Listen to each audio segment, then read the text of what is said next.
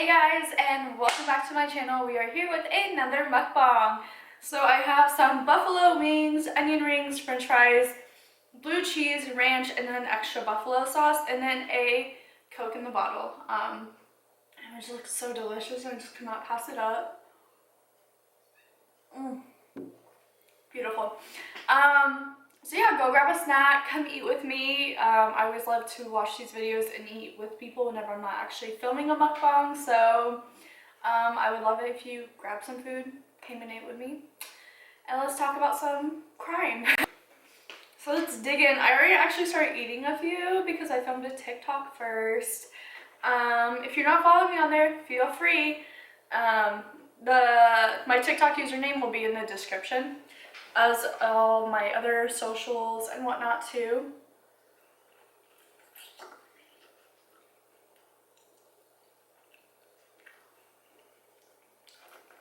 And yes, I love blue cheese with my wings. But it's like the only way I do like blue cheese. I don't really care for it in other ways.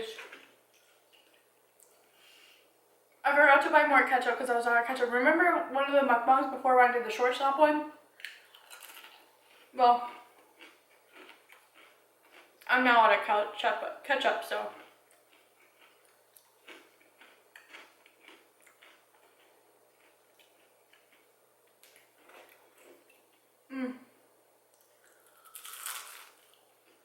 This is good.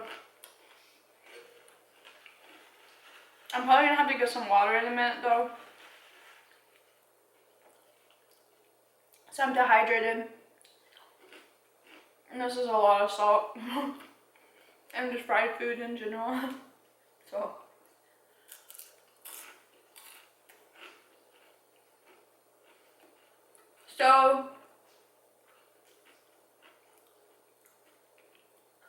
Today's case is about a case that was cold for almost 30 years. So it was April 5th, 1985. And this 14-year-old girl in Pleasanton, California, Tina Fales, is walking home from school.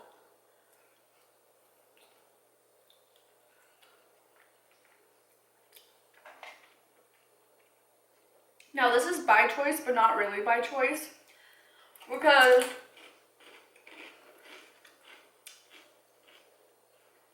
Tina does have a bus that stops at her house for her that she could get onto.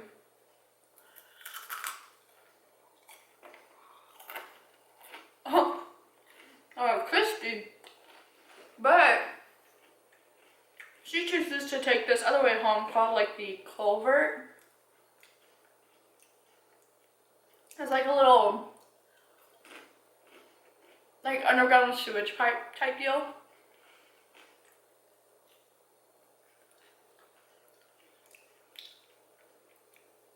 Now, why did she take this way home? Because according to reports, it is kind of a spooky way to go home. It's a little bit creepy.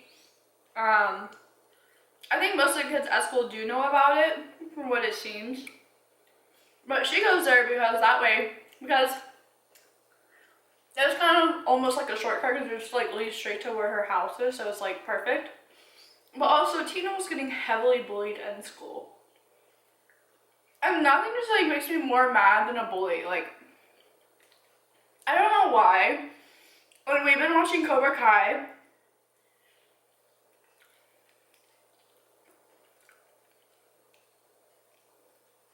well, we finished it actually, and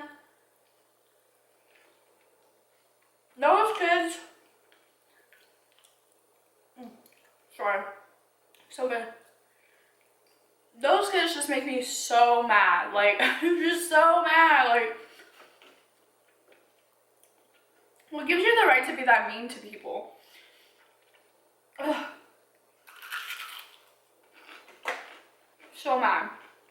Anyway, so she was bullied a lot in high school. She's 14, so I'm assuming she's a freshman because I was 14 going to freshman year, and I was 15 when I left freshman year, so I think she was freshman high school.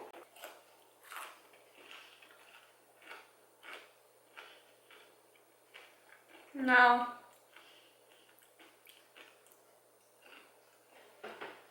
It's probably around like 3:30ish, maybe even 4 o'clock. Her little brother Drew comes home from school. Oh, Bella! I dropped your fry. my personal vacuum. So Drew gets home from his school, and I'm assuming, I think he was in like middle school or maybe even an elementary school kid. When he gets home and notices that his sister's not home yet.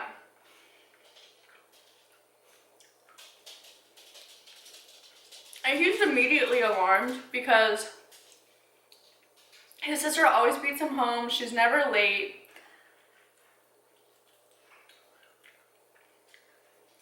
It was also too, him and her were really close. Like, she would help him with his homework. Like, they just had a really close bond. So he was just like, okay, like, I know something's wrong. Like,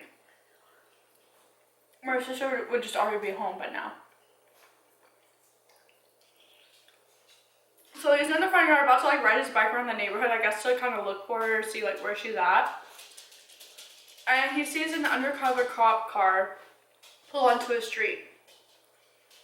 And you know when you have like a feeling, you just know? Well, he had that feeling. So his heart just instantly dropped, like just sank in his stomach. He knew that cop car was gonna stop in front of his house.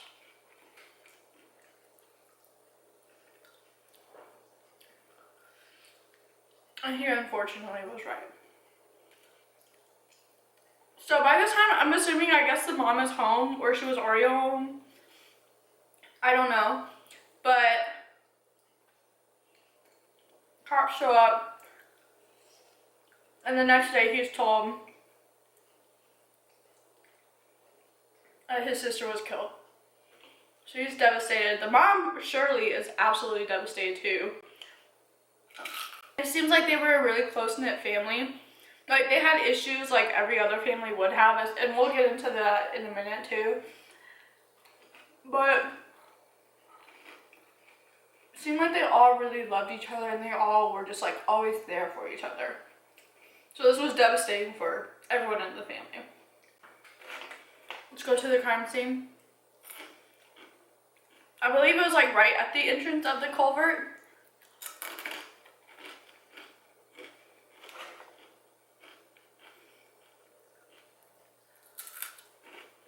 This truck driver is driving over the bridge that kind of like overlooks it. And he sees something. And to him, at first it just looked like someone that was in distress and that needed help. So he like stops real quick, gets out of his truck, goes down there. He was not expecting what he was gonna find. He finds a young teenage girl covered in blood, face down in the rocks. He instantly calls 911. 911 shows up. They instantly like shut down the crime scene, you know, make it a crime scene. There's no footprints, no murder weapon, really nothing. It's just her and her belongings that are there. They found out that she was stabbed 44 times, and 38 of those times she was alive for those stabs, and some of them were as deep as 5 inches. So she definitely suffered and fought her last few minutes of her life. They also found too that the way that the stab wounds were, that most likely the knife did not have like a handle or like a guard. So definitely for sure whoever did end up murdering her probably had their hand injured also. Now keep in mind too, this happened in 1985. So DNA and forensics was not like how it is nowadays. So keep that in mind throughout this whole case. So they started working pretty quickly. Like that same day they were interviewing like people at the high school, the whole family. They went to work instantly. Because also too, I believe at the time she was like the youngest murder victim like that they had in that town. Pleasanton is a really like pleasant town. They don't really lock their doors. It's like the whole typical like it's a small town, like everybody feels safe, but not anymore. So people were really shocked and scared when this happened.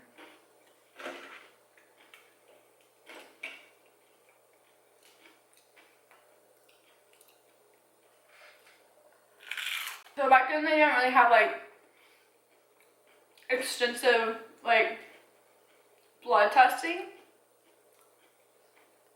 So they only checked for like fingerprints. Did not find anything, so it was like led to a dead end almost instantly. It just hits different from the bottom. I don't know why, but it does. So the cops, like I said, the next day they're at Foothill High School, which is the high school that they go to. Weird name, but okay. I mean, I'm gonna go ahead and just say the name because I don't live there anymore. It's been like a long time, but my middle school was named like Crabapple Middle School, so that was really weird too. So, but also in that part of Georgia where I lived, there were a lot of crabapple trees everywhere. So maybe that's why. And those are actually kind of good. I would eat them sometimes out of the tree. Yeah. Anyways, moving on. So,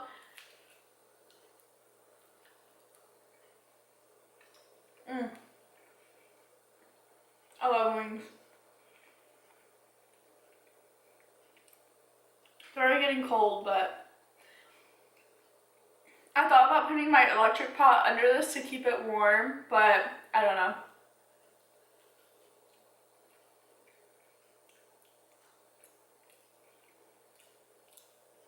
So, from talking to the brother and the mom the first day, I found out she was heavily bullied, so they go to the school to basically question all the students, especially the ones who bullied her. So, it was a specific group of girls who was the main reason why she actually stopped riding the bus, because they always threatened her and just were super mean to her.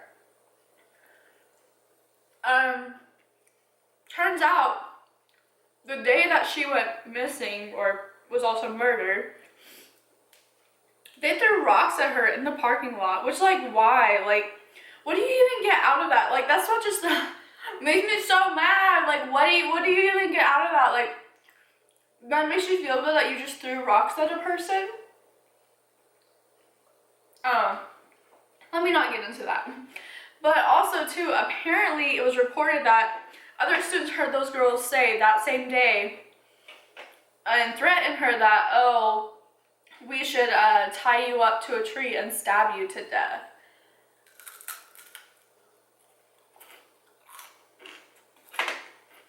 So the cops were like, oh, we really want to interview those kids now, those girls. They interviewed those girls. Turns out, yes, the girls did threaten her. Yes, they did throw rocks at her the day of her murder. But they were in detention when the murder happened. So all their alibis checked out. They also talked to a Steve Carlson and a Todd Smith. Well, I think just a Steve Carlson at this time. So I questioned Steve and like, what were you doing? And he was like, I actually saw her, walking in like her way home. And I was with Todd Smith, he was in my car. And we saw Jeff Michelson kind of going in that same area too, around that same time, around 3 o'clock. So you need to look at him because he probably did something to her. So the detectives were like, thank you so much. Like, okay.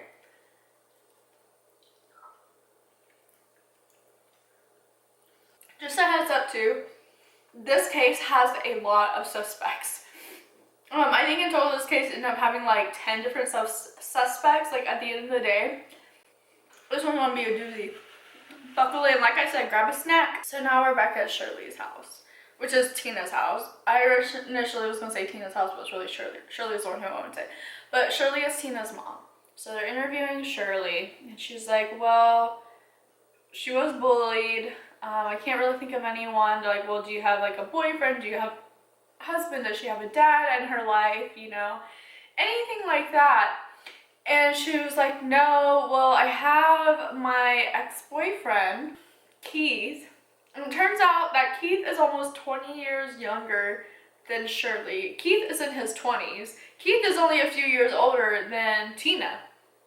She was like, well, he used to live here, but we had to kick him out because he's pretty abusive, and it just wasn't working out, so he doesn't live here anymore. Like, we broke up. Like, okay. They interview Drew, and Drew says the same thing too, and he's also like,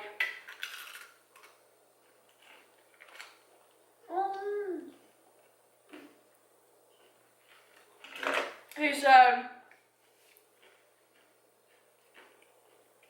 Keith could probably be responsible for his sister's death because a few days before Keith was kicked out of the house, he heard yelling, and him and Tina were getting into it because Keith was abusive, but I think he was only physically abusive towards Shirley.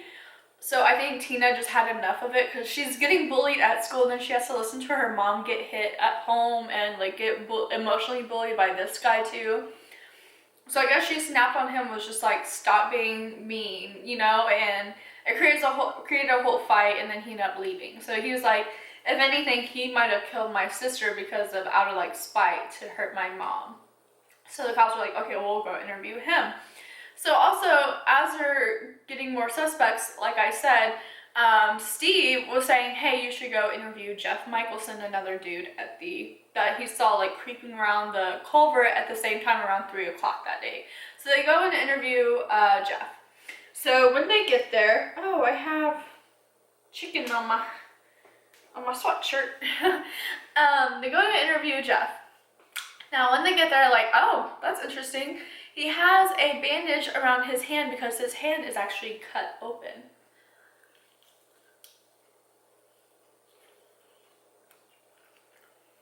And they asked him, like, what happened? And he was like, oh, I cut myself holding a pan and it sliced my hand open. Like, okay, whatever, you know. And then a few weeks later, they interview him again to see if he says the same thing. And he says a different story in his interview. He goes, oh, I was at work and I cut my hand on a vent hood. And like, oh, well, did you tell your boss? And he was like, no, I didn't tell my boss. Like, interesting.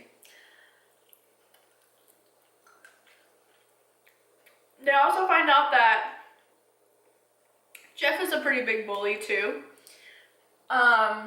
He's known to be very aggressive towards women and mainly just girls, like, you know, like girls his age in high school. He was known for like groping the girls without his consent, doing things like that. And even on the same day of Tina's murder, Jeff actually put Steve, remember Steve from earlier, into the dumpster, and they locked him into the dumpster for about 10 or so minutes. Once they find out that Jeff is giving them 2 different stories about his hand being cut, they decide to get a search warrant. It's enough like evidence to get a search warrant, so they get a search warrant and search his house. Now they find 2 different knives, like hunting knives. They're like, ah, sweet, we got him. They tested it, was completely clean of blood, no blood on it at all. So I don't know if there was ever blood on it and he just cleaned it really well, or maybe there just has never been blood on the knives. But the trend with this case, you'll find there's no more evidence to pursue him, so they move on to the next suspect. their focus goes back to Keith, Shirley's ex-boyfriend. So they go and question him, and he was like, I have an alibi. I was at work, and he was like, if anything too, I heard about the murder, and I actually had my boss drive me to Shirley's house the day of the murder to go comfort her. So that's what I was doing. They're like, okay. So they go and interview the boss to make sure that the story checks out. Now, when they interview the boss, they find out some interesting information. The boss is like, yeah, that story checks out, but did he mention that he actually had a hunting knife on him? And right before we got into the car, right before he got out of the car at Shirley's house, he asked me to keep a hold of it. And then the boss was like, well, why? He's like, well, I just don't feel like it's right to like go in there with this knife. Which was kind of like, I was like, okay, true, you know, because it's like, your daughter was just stabbed to death, and then your ex-boyfriend walks in to comfort you, and then he has a knife on his belt. Like, I guess everyone just carried a hunting knife on their belts in this town. I don't know why. Because I don't think there's that much land out there, is there, to like go hunting in California? I don't know. So the cops get a hold of that knife. They analyze it. It also comes back completely clean. So, right, well, on to the next suspect, whoever that is. Now, Shirley Spare, after Tina passed, she basically dedicated her whole life to figure out who hurt her daughter. Anytime she had anything that she thought was evidence, she always called the police. She was very helpful. She was really involved with the case in the best way possible, you know? Because some are like involved, but they're like hindering the case, but she was like, hey, I found this, or I found that, you know? So she's reading the newspaper, and she comes across this article about a guy named Walter Nyman, I believe. And it turns out he was arrested a town over for, I believe like sexual assault and like attempted murder or something like that. And she's like, huh. So she tells the police like, hey, like, can y'all look into him? Like, this is town over, maybe he traveled towns, like, you know. So also too, she sees that he's actually from Pleasanton and not from that other town. So they go and talk to him. And they also talk to his mom too, or his grandma. Either his grandma or his mom, I can't remember. So his grandma said to the police, well, first off, the police walk up to the grandma at the house. Like, oh, we want to question you about a murder.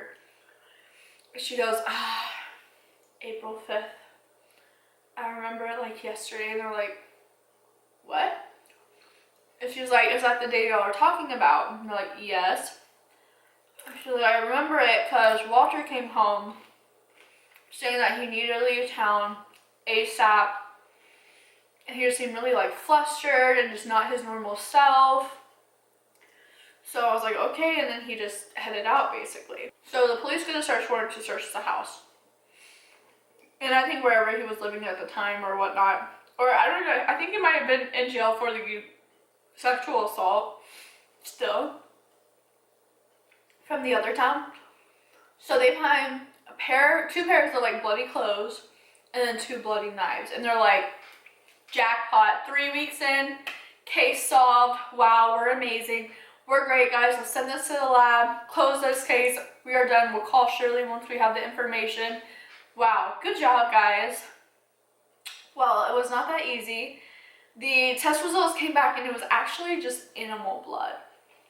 So they could not pin the murder on him. He was still charged for his normal charges that he already had. Case kind of goes cold. Drew is just like pretty miserable. The whole family's miserable after her being murdered. Drew said that he was heavily bullied in school after that. Even kids would come up to him and be like, oh, I'm the one who murdered your sister with a machete. Like, who does that? Who says that? His mom's mental health was like just rapidly deteriorating. he had to call hotlines a lot of times to like help her like and get her into like mental hospitals and just get her the help that she needed. He said that she always kept the house very clean, but you could tell whenever she was having an episode because the house would become absolutely trash for weeks, periods at a time. And then she would get out of her depressive episode and then the house would be spotless again, which I can totally relate to because I've been getting that way sometimes. So I understand, like, I mean, of course, like, I'm not dealing with what she's dealing with. So yeah, he was always paranoid. He said he called the cops numerous times in those years of the case being unsolved because he would hear something in the backyard and get scared and just call 911 and have them come and check his yard for him. He just basically was living in fear because also too they didn't know if whoever killed her was going to come back for the rest of the family, or no one really knew a motive. So it was just, they kind of lived their lives every day in limbo. Now 3 years later, Shirley is looking through the newspaper and she sees a mugshot of a guy named Michael Hyde, and she's like, and he was like arrested for like assault and I believe murder. And she's like, oh my god, like I know him, like I've been introduced to him before, like at a barbecue. So she goes through her photos and she actually finds a photo with her and this man. So she goes to the police and she's like, look, like he's met my daughter before and like I know him, like I was introduced to him at a barbecue before. Can y'all look into him and like question him while he's in jail if he's the one who did this? So they go and they're like, turns out the guy that was in the photos with her that she thought she knew was not him. They just looked very, very similar. And I'm sure too her mind was probably like playing tricks on her. Now it's 2008. So it's been about almost 20 years. Oh no. My mouth is, so it's about 24 years later after the murder. It has now moved into the cold case files. And there's this pregnant detective and she's like slightly on maternity leave. She's like basically on bed rest, like just waiting to have her kid, I believe. And she's like, you know what, I'm bored. While I'm just sitting here, like how about I look at some of these cold cases and just see if I can like figure something out and help these people out.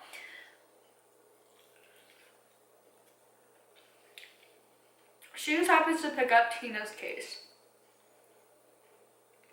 She said she was absolutely overwhelmed by the amount of suspects and whatnot and just all the interviews that they had on file. And she's like, wow, this is, you know, they had a lot of stuff. They had a lot of stuff for this case, but they didn't at the same time, if that makes sense. So she's like, yeah, all these kids seem very plausible. But what she was focused on was, at the time of the murder, there were 3 different active serial killers in that area. So one was Michael, the other one was named Robert Rhodes, and the third one that also really like popped out at her was James and his like girlfriend Michelle. So James and Michelle were really, really sick and twisted. What they would do is they would kidnap girls and assault them in their van, and they made their makeshift van like a little like sexual dungeon, like torture chamber basically. So she goes and interviews James, and he's actually, and she also, what also interests her too is that James was actually a student at that high school at the time of the murders. So he actually probably knew who Tina was. And also too, at the time that he would always disappear days on end and just like randomly show up, and then sometimes he just wouldn't be at school. So he was already up to no good at that time. So she goes and interviews him in prison, and he's like, look lady, I'm already in here for life for the crimes I've done. So, and especially too, like when you're already in there for life and you know you're not getting out, like if they found out about another crime, most people will confess because they're like, yeah, I did that crime too, damn it, like you found out, you know, years later. He was like, look, I would admit to it because I am sentenced to life, so I'm gonna die in here. He was like, I wouldn't benefit from lying to you, saying that I didn't do it. He goes, but I didn't do it. But you do want to look at Walter. Now, Walter, remember, was also a suspect at one point. So she goes back to Walter and she's like, okay, So she's looking at the evidence too, and now at one point when DNA evidence and whatnot got better, they sent her hoodie in for testing, but they never sent the purse back in for testing. So she sends the purse over to Quantico, to the FBI, to be, tested.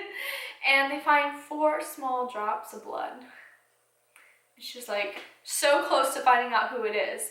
So she gets a call from the FBI and they go, so do you want to know who did it?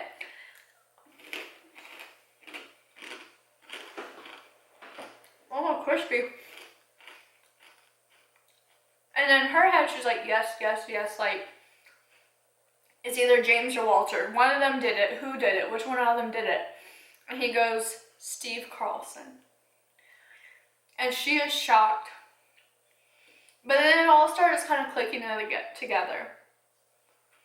So the blood on the purse from when, so it was confirmed that the killer did cut their hand while stabbing her, and their blood was left at the crime scene on the purse. So she finds out where Steve is. He's actually currently in jail when she finds this out for drug charges.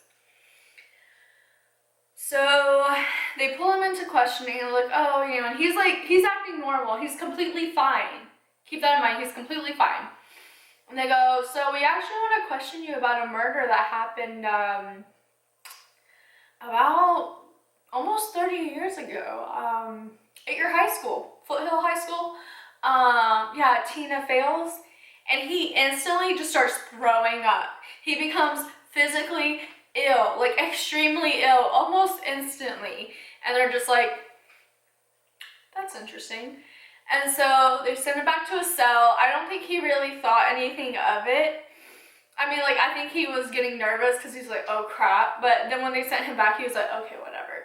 Well, as he thought he was about to be released, as he was being released, they swooped in and said, all right, Steve Carlson, you are under arrest for the murder of Tina Fales from 30 years ago. So they figured out what happened. So yes, Steve was bullied by Jeff, and they believe that that's what really set him off that day. When he got out of the dumpster, he was covered in food and dirt and just trash because he was stuck in the dumpster for 10 minutes. He goes back home, showers, gets into his parents' car. Turns out too, Todd, who he said was with him in the car, Todd later on goes, I was never with him. I never said I was with him. That's a lie. So Steve was by himself in his car, and that what happened was, I guess he was like kind of speeding through the neighborhood and he saw Tina. And I guess Tina gave him kind of a dirty look, like, seriously, dude, like, you're speeding, like, you could have hit me. And just kind of gives him like a look and just keeps on walking. So they believe that this is what set him off. So he followed her to the culvert, stabbed her multiple times because he was just so over being bullied too. And he took out all his anger on her because she gave him that one dirty look. Even though she wasn't even a bully, so it's sad because she really did not deserve to be treated like that. Shirley and Drew, they're home, and the police and detectives show up at their house. Kind of like unannounced in a way. And Shirley instantly knew. She said, y'all caught him, huh? And they were like, yes, we did. We caught who did this to your daughter. And she was so ecstatic. Her and her whole family were just like so happy to finally have closure and really be able to, like, just kind of move on in a way from what happened. The trial happened in, I believe, 2014. The sentence kind of makes me mad, but now I just realized as I was telling the story, maybe why the sentence was the way it was. Steve Carlson was only sentenced to 15 years in prison. He was sentenced 15 years to life.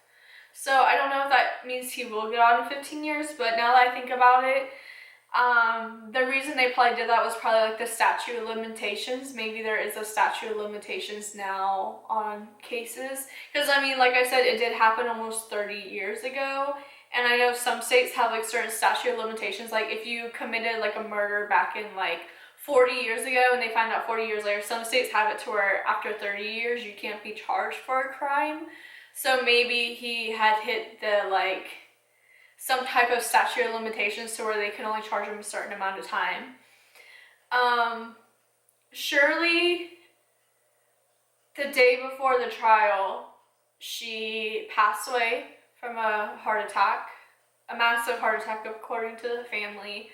And the family, including Drew himself, all believe that she was happy that her daughter's killer was found, but that she could not probably live or stand to see the trial, and that she honestly probably died of a broken heart. So that was really sad, but good that she still got to see like justice be brought for her daughter before she passed away. At least the case was technically solved before she passed away. Yeah, but what did y'all think of this case? I thought it was a very interesting solved cold case. Yeah, it's so sad. Bullying makes me so mad. It just gets me on a whole nother level of upset.